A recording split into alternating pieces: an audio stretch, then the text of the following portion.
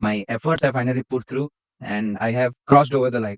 जब तुम बोल रहे हो कि 2025 एक अनएक्सपेक्टेड ईयर था, तो इसका कॉन्टेक्स्ट क्या था? बेहतर ये है कि हमारे जो डाउन्स हैं हम उसे सीखे, ताकि वो जो डाउन्स है वो अगले अप्स में हमें मदद करे। और से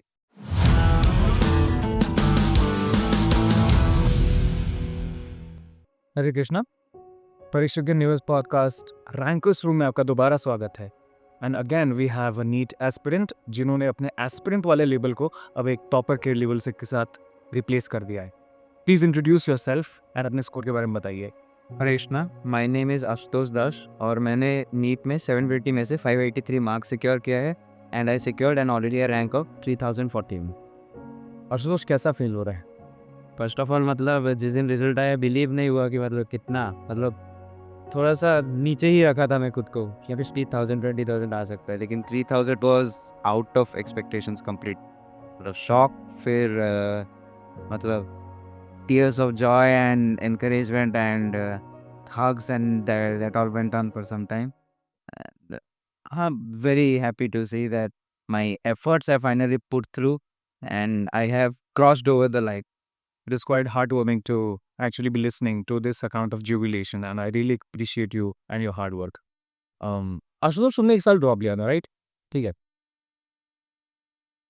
ड्रॉप लेने के टाइम पे, ठीक है, एक तरह का प्रेशर बन जाता है सबकॉन्शियसली ऑन सम स्टूडेंट्स, हर किसी पे नहीं पड़ता। एंड ऐसा कुछ स्टूडेंट्स अपने दिमाग में एक क्वेश्चन अपने घर में बनाते हैं कि मेरे दोस्त अब मेरे से आगे चले गए हैं, मैं अभी थोड़ा पीछे हूँ। इस टाइप के ख्याल आते थे तुम्हारे दिमाग में?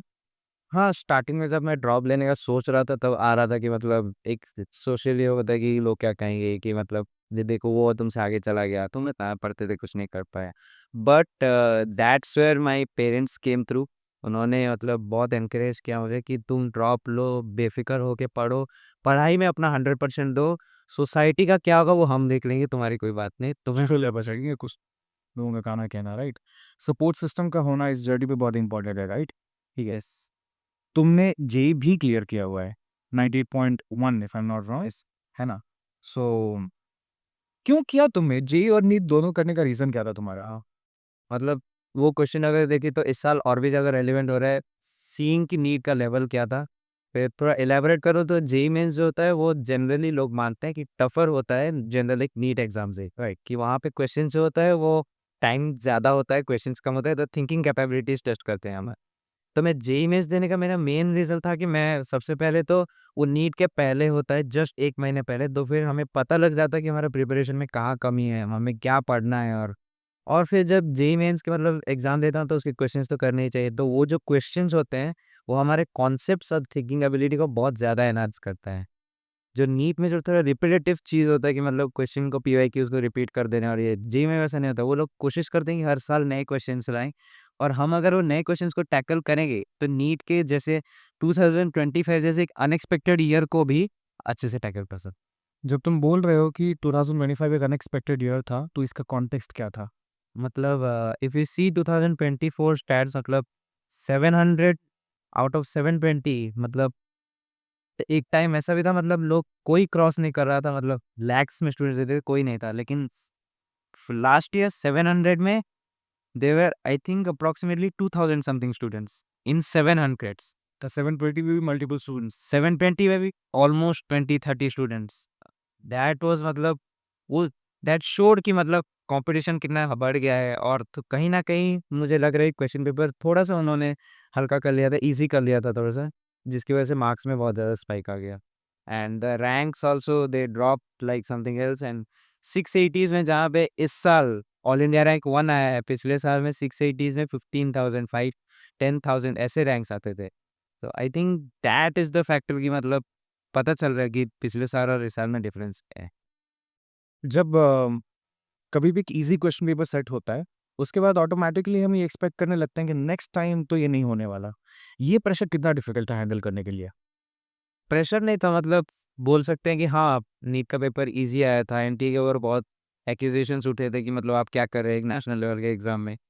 तो कहीं न कहीं पता था कि एनटीए कुछ तो करेगा ऐसा, मतलब उसके पेपर्स में। तो एक्सपेक्ट किया था डिफ़िकल्ट आएगा, लेकिन इतना डिफ़िकल्ट आएगा एक्सपेक्ट नहीं किया था। डिफ़िकल्ट टू से मतलब लेंथी था। और फिर जनरली हम देखते हैं कि नीट में 3 में से एक सब्जेक्ट को डिफिकल्ट बना देते हैं, लेंथी बना देते हैं, जिससे मार्क्स डिसाइड होता है, रैंक डिसाइड होता है।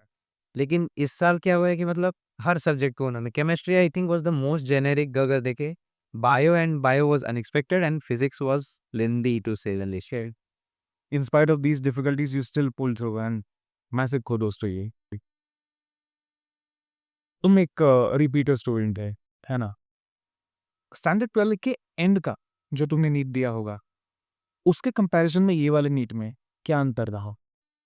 फर्स्ट ऑफ ऑल कि मतलब माइंडसेट का एक अंतर था कि मतलब पिछले साल ड्यू टू सम डिफिकल्टीज मैं 11-12 उतने चीज़ प्रिपेयर नहीं कर पाया था, जिससे मार्क्स कम हो गया। मतलब एग्ज़ाम जाने के टाइम ही मुझे पता था कि नहीं हो रहा है इस बार, मतलब तो I gave the best but I still could not do it.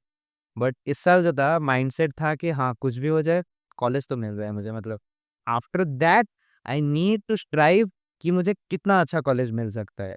That I think that college मिलने वाला दैट वाज़ बिकॉज़ एक साल मैंने पढ़ा है बहुत अच्छे से। I was consistent in my marks and my scores and I thought कि मतलब जो भी हो एक और साल तो ड्रॉप नहीं ले रहा हूँ, इस बार हो जा रहा है मेरा। ऑफ कोर्स हो ही रहा है। तुमने परीक्षित जॉइन किया। तुम्हें क्या लगता है परीक्षित जॉइन करने का जो तुम्हारा डिसीजन था, तुम्हें कितना टैंजिबल आउटपुट दिया है?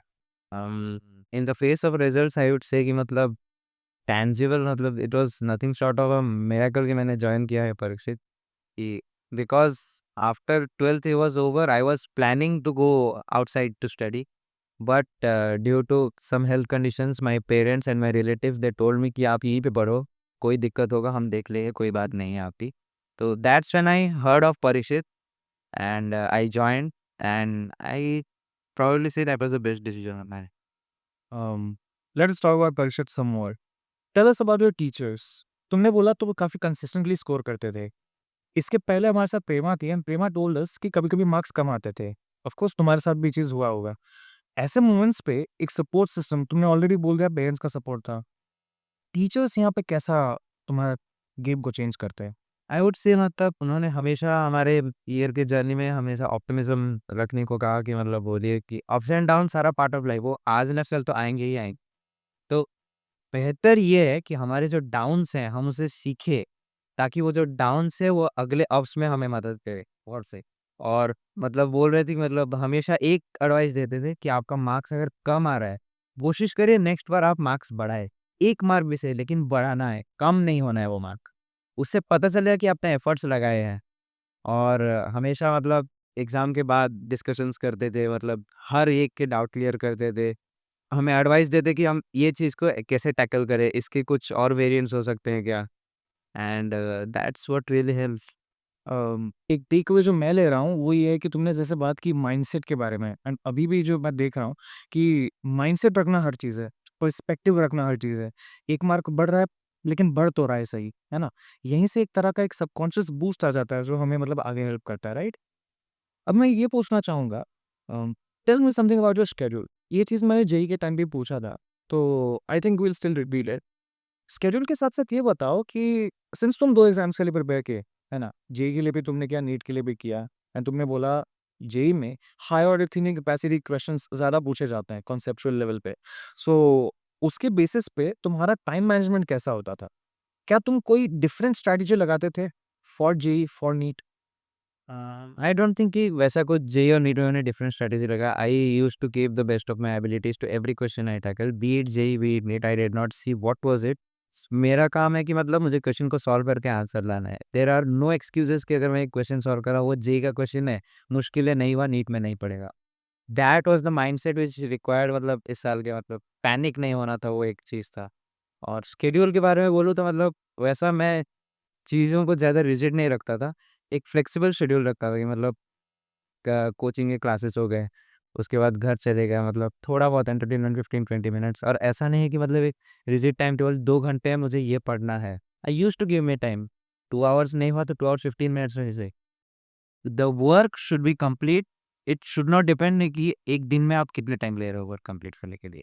Very appreciable. बैकलॉग्स बनते थे? बैकलॉग्स मतलब शुरू-शुरू में जब मैं आया था तो it was a new environment, so थोड़ा-सा अडैप्ट करने में टाइम लगा, तो उसमें बैकलॉग्स बने but I promptly cleared it up and I used to think मतलब माय मोटो इज़ मतलब हर दिन का जो काम है वो उसी दिन खत्म करना है। मतलब वो जो कंसिस्टेंसी आती है ना, वो डिसिप्लिन जो होता है वो बहुत ज़रूरी होता है एक एस्पिरेंट के लिए। मतलब हर दिन का काम अगर हम उसे करेंगे, जो हम मतलब कॉमन लैंग्वेज में बोलते हैं, पाइल अप होते रहता है वो चीज़। तो पाइल अप आगे जाके हमारे कॉन्फिडेंस को डाउन कर देते हैं। No matter how good you score, आपको अगर पता लगा कि आपके पीछे इतना सारा काम है, आपका ऑटोमेटिक एक कॉन्फिडेंस डाउन हो जाए कि मतलब करना है करना है सब। And that's what really help कि मतलब मैं बैकलॉग्स को जितना अवॉइड करना चाहता था करता था। My daily task I used to, मतलब व्हाट्सएप में जो फीचर है कि मतलब खुद को मैसेज कर सकते हैं, I used to message myself कि मुझे एक दिन में आज इतने इतने टास्क खत्म करने हैं। I did not set the time कि कितना करना है, but I needed to complete the work. करना है मतलब करना है, by the end of the day काम हो जाना चाहिए, राइट? बैकलॉग्स तुमने क्लियर किया एंड यू डिसाइडेड कि तुम्हें जो करना है it should have been done, है ना?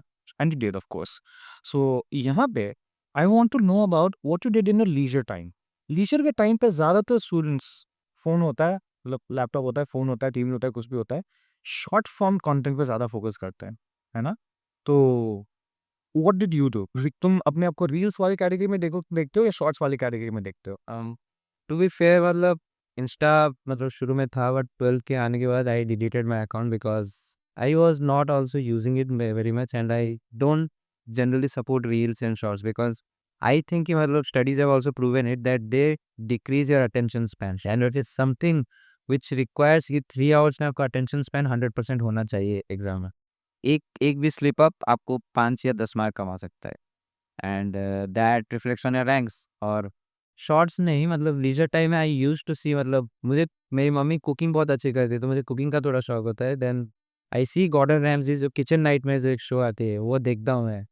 मतलब I generally see that show, and I see podcasts of good great personalities as well.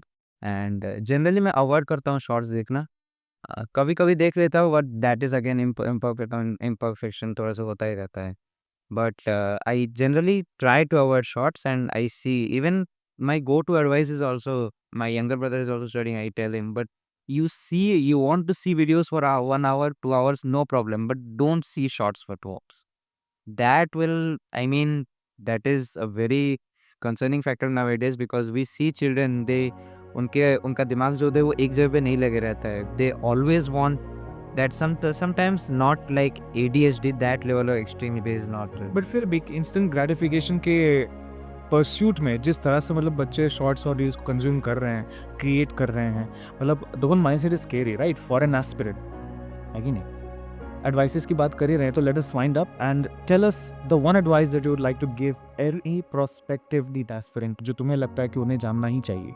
In this podcast I told about कि दिन का काम दिन में खत्म करना, and that मतलब I don't think कि मतलब इंटेलेक्ट चाहिए, कि मतलब जीनियस लेवल की पढ़ाई वो सब, मतलब that they are all India top rankers, we don't go till there. I think the best thing is consistency, discipline, being in your behavior at the very moment, and knowing that everything is not in your hands. मतलब you should take your failures as good as you take your successes, if not better.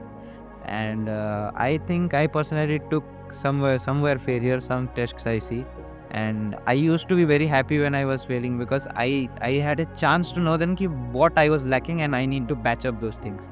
And that's why I say consistency, discipline, managing failures, and most of all a balance between studies and your leisure.